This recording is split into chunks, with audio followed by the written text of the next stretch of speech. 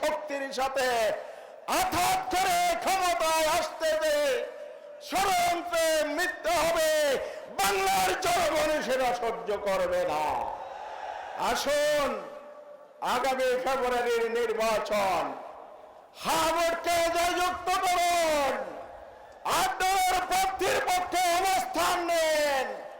বাংলাদেশের জনগণ দেশপ্রেম ইসলামের ভিত্তিতে ঐক্যবদ্ধ হয়েছে।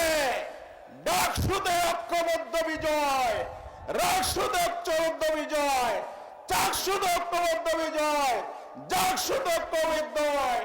ফেব্রুয়ারির নির্বাচনে ইনশাআল্লাহ বাংলার জনগণ দেখিয়ে দেবে আধিপত্যবাদের ঠাঁই নেই, দেশদ্রোহী এবং ইসলাম বিদ্রোহীদের পক্ষে জনগণ আর নাই। সেটাই আমরা প্রমাণ করে নতুন বাংলাদেশ, আগামী দিনের বাংলাদেশের প্রত্যয়ে আমরা ঝাঁপিয়ে পড়ব, সর্বোচ্চ ত্যাগ স্বীকার করব।